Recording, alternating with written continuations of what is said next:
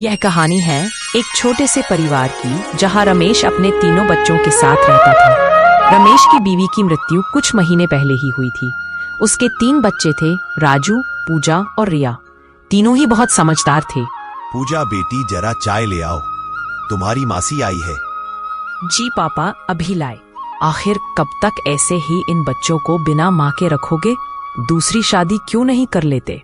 कोई तो हो जो बच्चों का ध्यान भी रखे और घर के काम भी संभाले।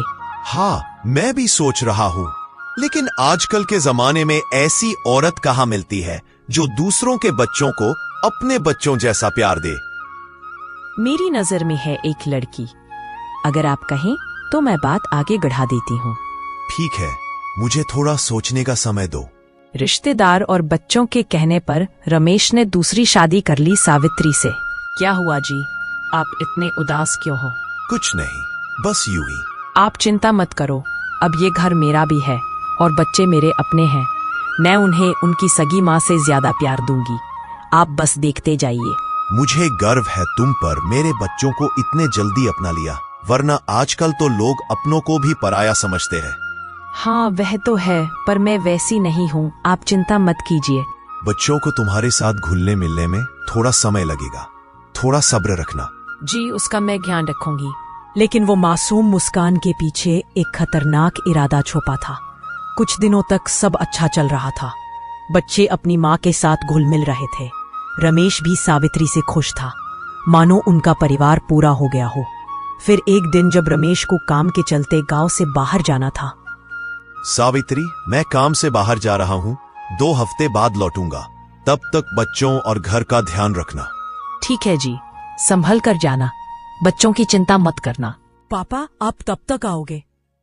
बच्चों, मैं जल्दी ही लौटूंगा और तुम सबके लिए ढेर सारे खिलौने लाऊंगा। और हाँ, अपनी मम्मी को ज्यादा परेशान मत करना। ठीक है जी पापा। जैसे ही रमेश काम से बाहर गया, सावित्री का असली रूप सामने आ गया। वो उन्हें सुबह 4 बजे ही उठा देती। उठो रे नालायको, कितना सोओगे? मम्मी, अभी तो 4 बजे ही बजे हैं। हम तो रोज 6 बजे उठते हैं, आज इतनी जल्दी क्यों?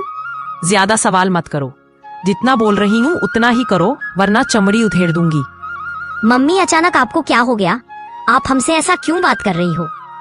तू ज्यादा होशियार मत बन, वरना एक कान के नीचे लगाऊंगी, सारी अकल ठिकाने आ जाएगी।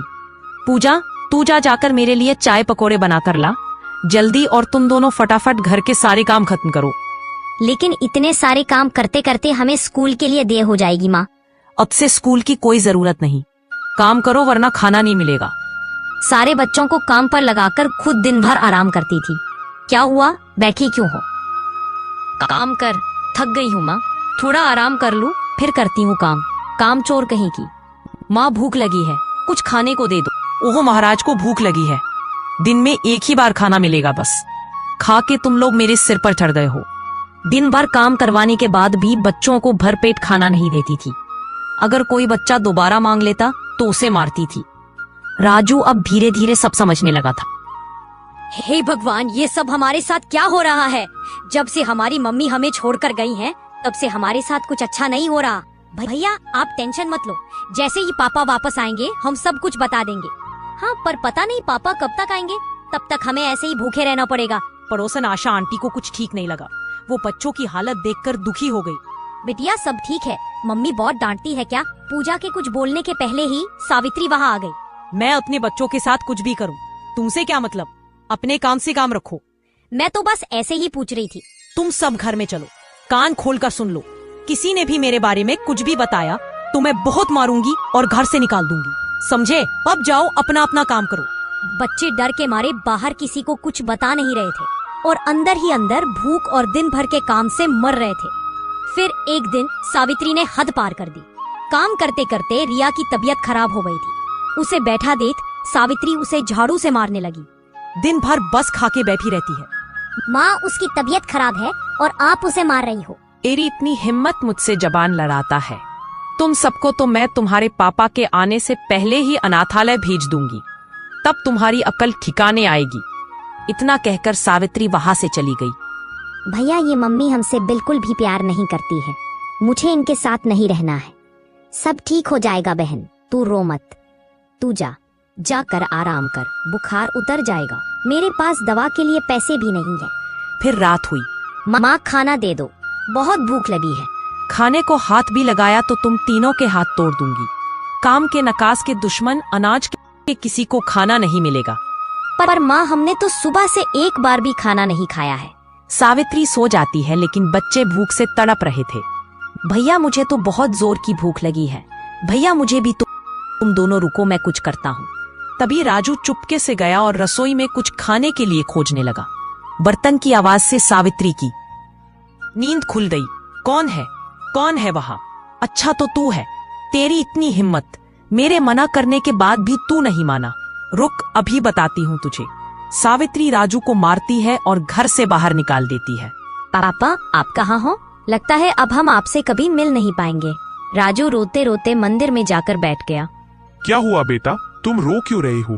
राजू को सावित्री की बात याद थी कि अगर किसी को कुछ बताया तो बहुत मारेगी। कुछ नहीं। बताओ बेटा, मंदिर में आकर झूठ नहीं बोलते। बताओ क्या हुआ? राजू पंडित जी को सारी बात बताता है। तभी पंडित जी राजू के पापा को फोन करके सारी बात बताते हैं और उन्हें तुरंत वापस घर आने के लिए कहते हैं। राजू को पंडित जी अपने साथ घर ले गए और उस रात राजू उन्हीं के घर पर सो गया। रमेश अगले दिन घर पहुंचा। राजू, पूजा, रिया, अंदर से बच्चे दौड़ते हुए आते हैं। तभी पड़ोस वाली आंटी और पंडित जी भी आ जाते हैं। अरे आप बहुत जल्दी आ गए हैं जी, बस अब एक शब्द भी नहीं। तुमने मेरा भरोसा तोड़ा है। क्या हुआ जी, ऐसा क्यों बोल रहे हो? और कितना नाटक करोगी? तुम्हें क्या लगा बच्चों को डरा दोगी तो मुझे कुछ पता नहीं चलेगा? मैं इनके भले के लिए कर रही थी। मैं इनकी माँ हूँ। सच्ची माँ वो होती है जो खुद भूखी रहकर भी बच्चों को खिलाती है, और तुमने माँ जैसे पवित्र रिश्ते को भी कलंकित कर दिया। इतने प्यारे प्यारे बच्चों ने तुम्हारा क्या बिगाड़ा है जो तुम इनके साथ ऐसा कर रही हो? तुम्हारे खुद के बच्चे होते तो क्या ऐसा ही करती? तुम तो चुप ही रहो। दूसरों के घर में टांग अड़ाने की कोई जरूरत नहीं है। अपने काम से काम रखो। सावित्री, तुमने सारी हदें पार कर दी है। निकल जाओ मेरे घर से। आज से तुम्हारा और मेरा कोई रिश्ता नहीं। मुझे माफ कर दीजिए, मुझसे गलती हो गई। अब से ऐसा नहीं होगा। तुम माफी के लायक नहीं हो। चली जाओ मेरी नजरों से दूर। रमेश सावित्री को घर से निकाल देता है। भैया हमें पापा को बोलकर मम्मी को माफ कर देना चाहिए। उनसे गलती हो गई। हाँ भैया, हमारी टीचर हमें क्या सिखाती है कि अगर किसी को अपनों के ऊपर पछतावा है तो हमें उसे माफ कर देना चाहिए ताकि उसे अपनी गलती सुधारने का मौका मिल सके। लेकिन अगर वो फिर से हमारे साथ ऐसा ही करती है तो पापा है ना, वो उन्हें अच्छे से समझा देंगे। सभी बच्चे मिलकर अपने पापा के पास जाते हैं और उन्हें मम्मी को माफ करके उन्हें वापस लाने के लिए कहते हैं। रमेश उनकी बात मानकर सावित्री को वापस घर ले आता है और इस बार सावित्री की आंखों में पछतावा साफ दिखाई दे रहा था। एक गांव था राम रतन, जिसमें महेश नाम का एक गरीब किसान रहता था। महेश अपनी पत्नी उमा और बेटी गीता के साथ रहता था। महेश बड़ा ही मेहनती और ईमानदार व्यक्ति था। महेश की बेटी गीता 21 वर्ष की हो चुकी थी। फिर एक दिन, सुनिए जी, अब हमारी बेटी 21 वर्ष की हो गई है, उसके लिए कोई अच्छा सा रिश्ता देखो। अरे हमारी बेटी अभी बच्ची ही तो है, आराम से ढूंढ लेंगे, इतनी जल्दी भी क्या है? आपको तो अपनी बेटी छोटी ही लगेगी। अगर इसकी उम्र निकल गई फिर इससे कौन शादी करेगा? अरे गुस्सा क्यों होती हो? मैं अपने दोस्त रामू से बात करूंगा, वो हमारी बेटी के लिए एक अच्छा सा रिश्ता लेकर आएगा। इतना कहकर महेश अपने खेत चला जाता है और रास्ते में उसे रामू मिलता है। और महेश भाई, कैसे हो तुम? मैं तो बिल्कुल ठीक हूँ, पर मुझे तुझसे एक काम था। हाँ हाँ बोलना महेश, कैसा काम? अरे रामू, अपनी बेटी गीता 21 वर्ष की हो गई है, उसके लिए कोई अच्छा सा रिश्ता तो देख। बस इतनी सी बात? वैसे मेरी नज़र में एक लड़का तो है, उसकी सरकारी नौकरी भी है, पर उसकी थोड़ी डिमांड सी ज़्यादा है। क्या लड़का सरकारी नौकरी करता है? फिर तो मेरी बेटी वहाँ आराम से रहेगी। तू लड़के के पिताजी से बात करना। बे महेश, तू थोड़ा दिमाग से भी तो फैसला ले। 10 लाख रुपए तू कहाँ से देगा? अरे तू उसकी चिंता मत कर, मेरे पास 2 से 3 बीघा जमीन है और ऊपर से मेरा घर भी तो है। इन सब को बेचकर अपनी बेटी का दहेज दे दूंगा। वैसे भी ये सब मेरी बेटी के दहेज से बढ़कर थोड़ना है। चल तो फिर ठीक है, मैं उसके पिता से शादी की बात चलाता हूँ।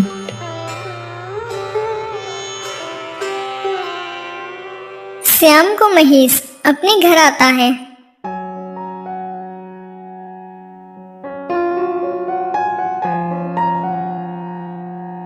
गीता की माँ, ओ गीता की माँ, ये लो मुंह मीठा करो। अरे ऐसा क्या हुआ जो मुंह मीठा करा रहे हो?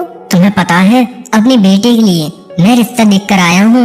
लड़का सरकारी नौकरी करता है पर वो दहेज में 10 लाख रुपए मांग रही हैं। अरे 10 लाख रुपए हम कहाँ से लाएंगे? हमारे पास खेत है ना, मैं उनको जमींदार जी को बेच दूंगा। यह सब बातें गीता सुन रही थी। अरे पिताजी, आपका दिमाग तो ठीक है ना? आपने मुझे इतना पढ़ाया लिखाया क्यों है? मैं भी तो नौकरी कर सकती हूँ, फिर हम इतना दहेज क्यों दें? अरे बेटा, ये तो हमारे बुजुर्गों के बनाए हुए नियम हैं। हमारे समाज में कोई लड़की नौकरी नहीं करती और उसे ससुराल जाना ही पड़ता है।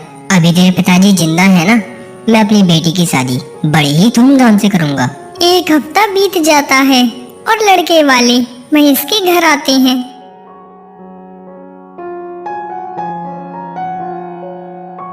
बहन जी, ये हमारी बेटी गीता है, ये घर का सारा काम कर लेती है, ये आपको शिकायत का मौका नहीं देगी। अरे वाह भाई साहब, आपकी बेटी तो बड़ी ही सुंदर है, हमें तो पसंद आई। और ये हमारा बेटा ऋषि है, सरकारी नौकरी करता है, सरकारी। वैसे हमारी कोई डिमांड तो नहीं है, मगर आप अपनी बेटी को कुछ देना चाहें तो दे सकते हैं। अरे बस बहन जी, वो सब मुझे रामू ने बता दिया है, बस आप शादी की तैयारी कीजिए। अरे कैसी बात कर रहे हो, ये सब तो हम देख लेंगे। चलो अब हम चलते हैं। ऐसे ही कुछ हफ्ते बीत जाते हैं और महेश अपनी बेटी की शादी में जुट जाता है। महेश दिन रात मेहनत करता है। फिर एक दिन, अरे महेश, तू तो बड़ी मेहनत कर रहा है और अब तूने रात को भी काम करना चालू कर दिया। अरे भैया, कभी आराम भी कर लिया कर, वरना किसी दिन बीमार पड़ जाएगा। अरे महेश, भगवान ने एक ही तो बेटी दी है, अगर उसकी भी शादी धूमधाम से नहीं करूंगा तो मेरा बाप बनना ही बेकार है।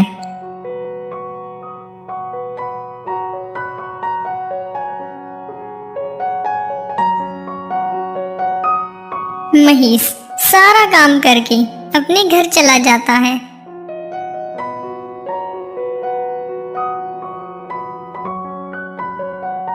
अरे श्याम, काम कैसा चल रहा है?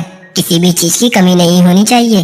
अरे महेश भैया, बस आपके घर की सजावट तो कर दी है और अब थोड़ा सा बस बाहर का रह गया है, उसी को कुछ ही देर में निपटा दूंगा।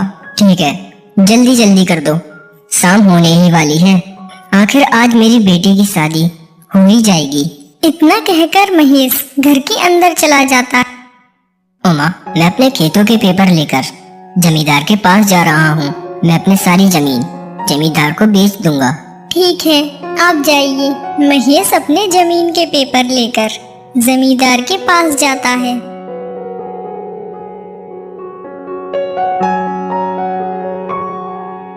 आओ आओ महेश, साथ में जमीन के पेपर तो लेकर आया है ना? हाँ जमींदार जी, ये रहे पेपर और मुझे 10 लाख रुपए दे दीजिए। ए मनोज सुन, इसे 10 लाख रुपए दे दे। महेश पैसे लेकर अपने घर चला जाता है। अरे गीता की माँ, जल्दी जल्दी तैयार हो जाओ, अभी बारात आती ही होगी। पैसों का इंतजाम तो हो गया ना? हाँ हाँ, मैं जमींदार से पैसे लेकर आया हूँ। थोड़ी देर बाद महेश के पास लड़के वालों का फोन आता है। भाई साहब, आपसे कुछ जरूरी बात करनी है। हाँ हाँ बहन जी, बोलिए ना।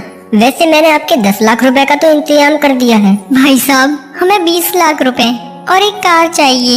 अगर नहीं दे पाओ तो हम बारात लेकर नहीं आएंगे। बहन जी, पर हमारी तो 10 लाख रुपए की बात हुई थी ना। मुझे नहीं पता, जो मांग रहे हैं अगर वो नहीं दे पाओगे तो हम बारात लेकर नहीं आएंगे। अरे बहन जी, ऐसा मत करो। हमारे यहाँ किसी की बारात लौट जाती है तो दोबारा उस घर बारात कभी नहीं आती। मेरी इज्जत रख लो, वरना मेरी बेटी की जिंदगी खराब हो जाएगी। उससे हमें क्या, हमने भी तो अपने बेटे को पढ़ाने लिखाने और खिलाने पिलाने में पैसे खर्च किए हैं। ऐसे ही तुम्हारी बेटी थोड़ी नाराज करने लगेगी। अरे बहन जी, मुझे 2 दिन का वक्त तो दीजिए, मैं आपसे दया की भीख मांगता हूँ। चलो ठीक है, अगर 2 दिन बाद करोगे तो 30 लाख रुपए और एक कार का इंतजाम कर लेना, वरना हम नहीं आ रहे। ठीक है बहन जी, मैं आपको 30 लाख रुपए और एक कार दे दूंगा। कुछ देर बाद महेश की बेटी की शादी हो जाती है और गीता अपने ससुराल चली जाती है। फिर अगली सुबह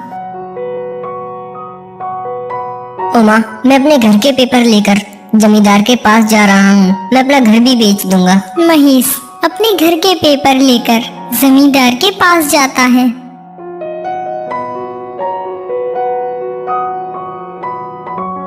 जमींदार जी, ये लीजिए मेरे घर के पेपर और मुझे 30 लाख रुपए दे दीजिए। मुझे पैसों की बहुत ज्यादा जरूरत है। हाँ, अरे महेश, पागल हो गया है क्या? उस तेरी सड़ी सी झोपड़ी के तुझे 30 लाख रुपए दूंगा? अरे मेरी नजर में उसकी कीमत 8 लाख रुपए है।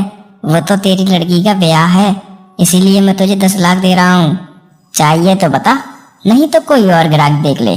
ठीक है सेठ जी, मेरी मजबूरी है, आप मुझे 10 लाख रुपए ही दे दीजिए। महेश पैसे लेकर अपने घर आ जाता है। 20 लाख रुपए का तो इंतजाम हो गया है, बस अब 10 लाख रुपए और एक कार का इंतजाम रह गया है। सुनिए जी, वो हमारे पास वाले ताऊ है ना, उनसे मदद मांग कर देखिए, शायद वो हमारी मदद कर दे। हाँ, तुम बात तो सही कह रही हो, मैं अभी ही जाता हूँ।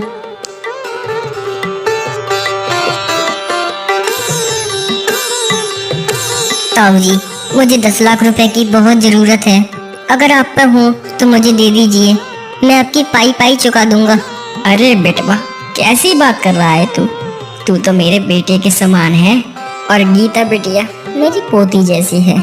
अब बेटा मैं तुझे तो पैसे दे देता, पर मेरे पास फिलहाल में कुछ भी पैसे नहीं पड़े। ताऊ जी, थोड़े बहुत ही दे दीजिए। अरे महेश बेटा, तुझसे बोला ना कि बेटा मुझ पर थोड़े बहुत भी पैसे नहीं हैं। महेश रास्ते में अपना उदास चेहरा लेकर जा ही रहा होता है कि तभी उसे रास्ते में उसका दोस्त रामू मिलता है। अरे महेश, तू इतना उदास क्यों लग रहा है भाई आज? भाई रामू, 10 लाख रुपए का इंतजाम रह गया है, अगर तुझ पर हो तो मुझे दे दे, मैं तेरी पाई पाई चुका दूंगा। है महेश, मैंने तो तुझसे पहले ही बोला था, वैसे मेरे पास कुछ पैसे तो पड़े भी नहीं हैं। मैं एक सेठ को जानता हूँ, यदि तू बोले तो तुझे मिला भी सकता हूँ उनसे। हाँ भाई, चल सेठ जी के पास। दोनों सेठ जी के पास जाते हैं और अपनी सारी बातें सेठ जी को बता देते हैं। चल ठीक है, मैं तेरे सारे पैसे दे दूंगा, पर तुझे और तेरी पत्नी को 5 साल तक मेरे यहाँ नौकर रहना पड़ेगा। ठीक है सेठ जी, मुझे मंजूर है। इस समय केवल मुझे अपनी इज्जत और अपनी बेटी की जिंदगी दिख रही है। सेठ महेश को 20 लाख रुपए दे देता है और महेश पैसे लेकर अपनी बेटी के ससुराल वालों को 30 लाख रुपए और एक कार दे आता है। माँ जी, कल मैं अपने मायके जाऊंगी। हाँ बेटा, किसने रोका है तुझे? गीता अपने घर जाती है और देखती है उसके घर में ताला लगा है और वहीं से रामू गुजर रहा होता है। अरे रामू काका, घर में ये ताला क्यों लगा हुआ है? माँ और पिताजी कहाँ हैं? अरे बेटा वो रामू काका, मुझे सारी बात बताइए। रामू सारी बात गीता को बता देता है और गीता अपने माता पिता से मिलने चली जाती है। वहाँ जाकर देखती है उसके माता पिता नौकरों की तरह काम कर रहे होते हैं। पिताजी, ये आपने सही नहीं किया। मेरे सुख के लिए आपने अपना सब कुछ गवा दिया। आपने सोच कैसे लिया कि मैं वहाँ आराम से रहूंगी और आप यहाँ इतनी मेहनत करोगे?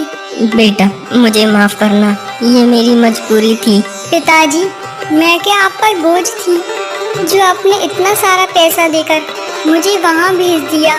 मैं तो पढ़ी लिखी थी, नौकरी कर सकती थी, पर आपने मेरी एक नहीं सुनी। आप जैसे पिता दहेज के लालची लोगों को बहुत सारा पैसा देते रहते हैं, तभी तो वो पैसे मांगते रहते हैं और आप पैसे नहीं दोगे तो लड़कियों को जलाकर मार देते हैं। अब इन लोगों की जिंदगी बदतर नहीं कर दी तो मेरा नाम भी गीता नहीं। गीता गुस्से में अपने घर जाती है और देखती है उसकी ननद रो रही होती है। देखिए ना माँ जी, जब से मेरे ससुराल वालों ने सुना है कि आपने अपने बेटे की शादी में 40 लाख रुपए मांगे हैं। जब से ही वो लोग मुझे बहुत परेशान कर रहे हैं और कह रहे हैं जा अपनी माँ से 40 लाख रुपए लेकर आ। पर बेटा, हम इतने पैसे कहाँ से लाएंगे? माँ, भाभी के ससुराल वाले तो कितने गरीब थे, फिर भी उन्होंने अपनी बेटी को 40 लाख रुपए दिए, जबकि मेरा भाई तो सरकारी नौकरी करता है। बेटा, एक काम करते हैं, जो गीता के मायके वालों ने पैसे दिए हैं वो पैसे हम अपनी बेटी को दे देते हैं। यह बात गीता सुन लेती है। खबरदार, जो मेरे पिताजी के दिए हुए पैसे और कार से हाथ लगाया तो जब अपनी बेटी के ससुराल वालों को दहेज देने की हैसियत नहीं है तो दूसरों से मांग भी कैसे सकते हो? तुम्हारा बेटा सरकारी नौकरी करता है ना, तो तुम अपनी बेटी को दहेज खुद कमा कर दो। दहेज के लालची लोग। कुछ दिन बीत जाते हैं और ऋषि की माँ ऋषि से कहती है,